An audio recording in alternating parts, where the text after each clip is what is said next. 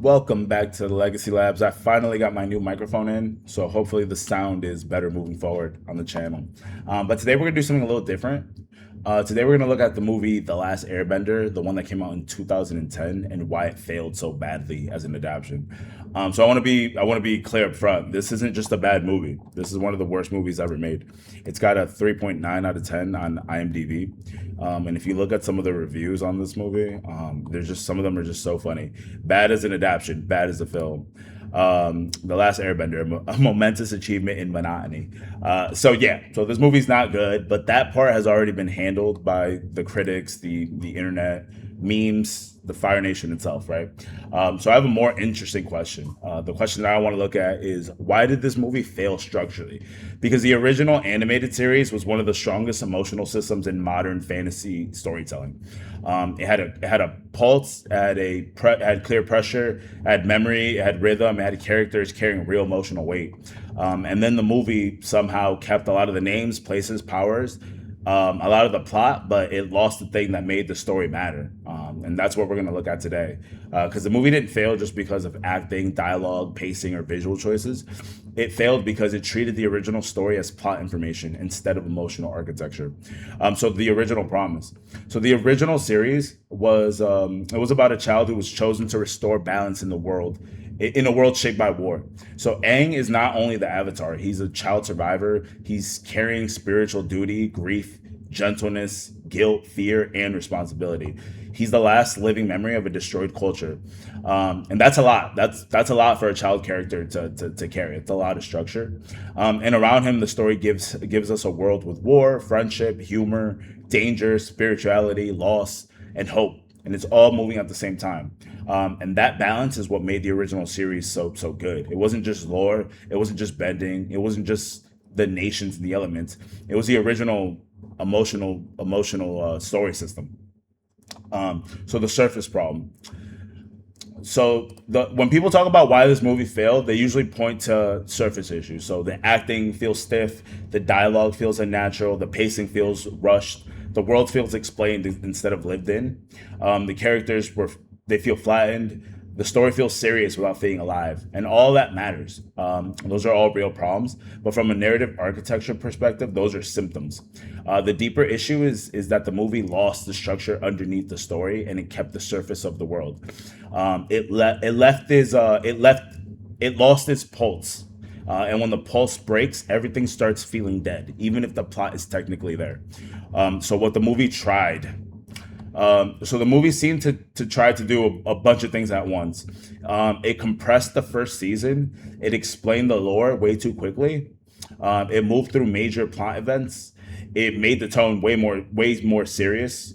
It showed the bending, showed the nations. It tried to set up the larger story, and on paper, you can understand that pressure. Adapting a whole season into one movie is hard. There's way too much story, too many characters, too much world building, way too many emotional beats. So the movie tried to transfer information quickly, but that is the exact problem. It transferred information. It didn't preserve the emotional architecture. And an adaptation is not just information transfer. An adaptation is meaning preservation under pressure. So the structural break. So this is where the movie got confused. So the movie confused plot transfer with story movement. It kept the world, but it lost the pulse. It named the conflict, but it weakened the emotional cost. It showed Aang, but it did not preserve what Aang carries. It includes characters, but it weakened the relationships that made those characters matter. So the movie had a lot of pieces, but the pieces were not carrying the same meaning, and that's why it feels hollow. Aang is there, Katara is there, Sokka's there, Zuko is there. The elements are there, the nations are there, but the emotional system underneath that's holding everything together is not there, and that's why the movie fails. Not because it changed the details, but because it changed what the details were carrying. So the source versus the adaptation. So let's compare the structure. So in the source, Aang is a child survivor carrying spiritual duty, grief, gentleness, and fear becoming a weapon. In the adaptation, Aang often feels more like a plot function through. He feels more like a plot function moving through lore, and that's the problem. Because the audience does not only need to know Aang is the Avatar, they need to feel what being the Avatar cost him. In the source, Katara and Sokka ground the story through care, humor, family, and survival. They're not just companions.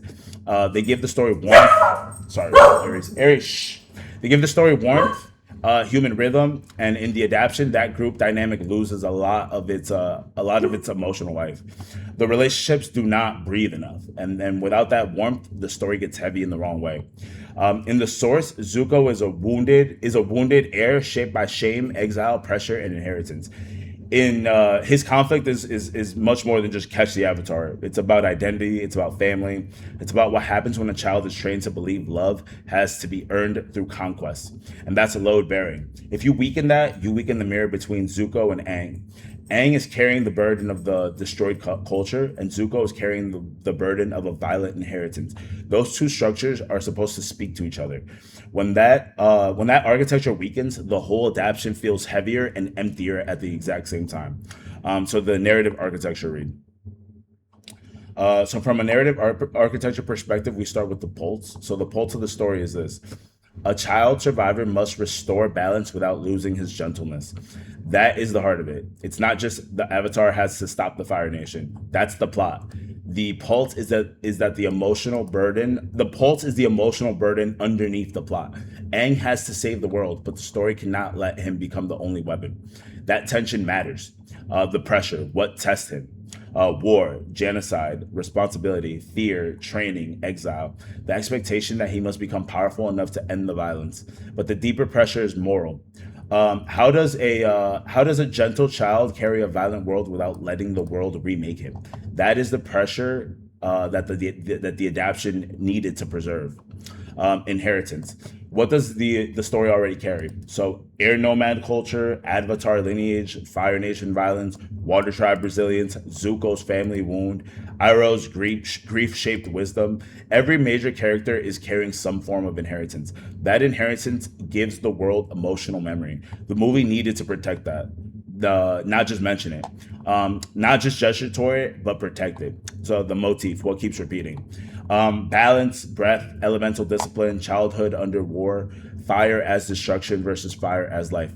Those motifs are not decoration; they are how the story teaches the audience what matters. When those motifs are flattened, the story loses depth.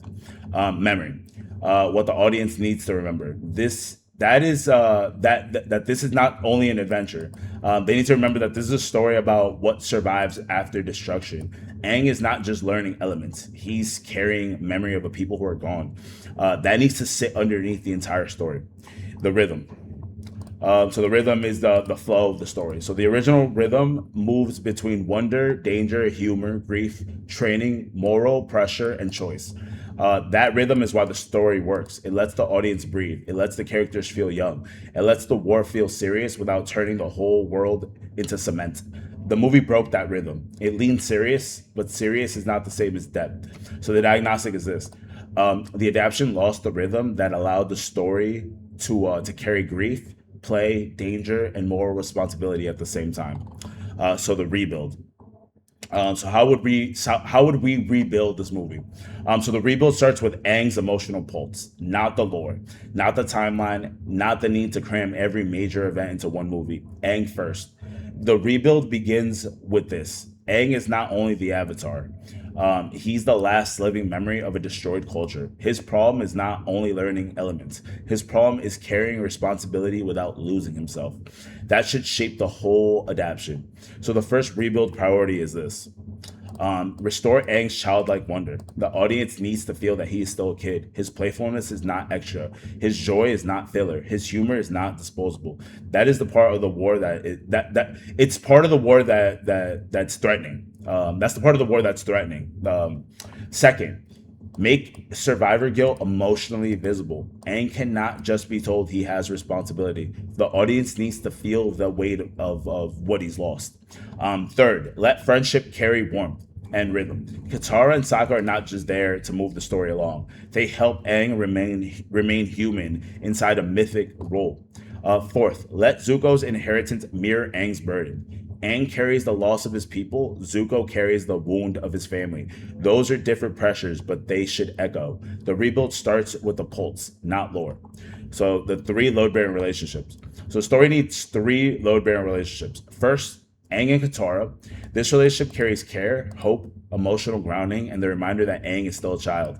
Katara helps the story hold tenderness. Without that tenderness, Aang becomes too abstract.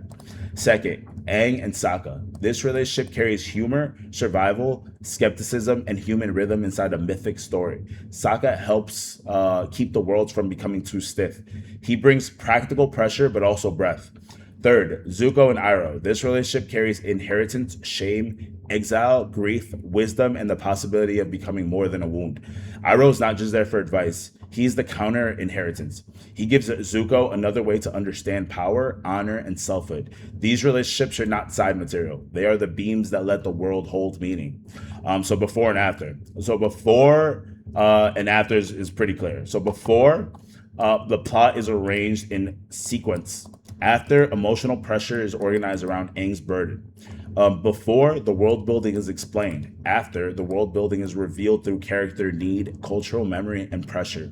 Before, the movie has a serious tone. After, we have a balanced rhythm, wonder, humor, grief, danger, moral choice. So before, we have characters as functions. After, we have characters as load-bearing structures. That is the difference between plot summary and a living adaptation. So a better question. So instead of asking, did the movie include the major events? Ask, what did the original movie make the audience care about? Or the original show, rather. What emotional pulse has to survive the format change? Which relationships carried the story's weight? What memory does the audience bring from the source? What rhythm made the original feel alive? What cannot be compressed without breaking the system? What does the adaptation have to preserve, even if the details change? Those are better adaptation questions because fans do not care whether something happened, or they don't only care about whether something happened. They care if the adaptation understands why it matters. So the strategy shift. So the strategy shift is simple. We're going to stop treating adaptation as strictly plot transfer, and we're going to start treating adaptation as meaning preservation. Preserve the pulse before the timeline. Protect load-bearing relationships. Let world building emerge through pressure. We're going to keep the emotional rhythm of the source alive because a good adaptation does not have to copy every detail. It has to preserve what the details are carrying, and that's where the movie broke. It kept way too many labels and it lost way too much meaning. So the takeaway. So the Last Airbender is useful because the structural failure, the failure is structural. It shows that it shows what happens when the adaptation keeps the names, places, powers, and plot points, but loses the emotional system underneath them. The audience did not only reject changes, they rejected the feeling that the story no longer understood why the original mattered. And that's the core issue. So that's why the movie failed, right? The takeaway is simple. An adaptation is not copying. An adaptation is preservation under pressure. So when a story changes medium, the structure has to protect what made the original meaningful. If the pulse breaks, the audience feels it. Even when the names are familiar, even when the world is recognizable, even when the plot is technically there. Meaning breaks when structure fails. So I want to leave you guys with that. I'm super excited to get the new mic, so hopefully the sound is better moving forward. But yeah, I will. I'll link this. I'll link I'll link this review in the description, and you guys can see exactly how the reviews from people and just different critics fall in line with everything that breaks structurally. So I will link that in the description. If you guys are interested in a story diagnostic, business diagnostic, relationship diagnostic, anything like that, your heritage pattern, anything like that, feel free to reach out. Definitely check out the Substack page as well. I'll link that in the description as well. But outside of that, I hope you guys have a great day, and we'll talk on the next one. Take care.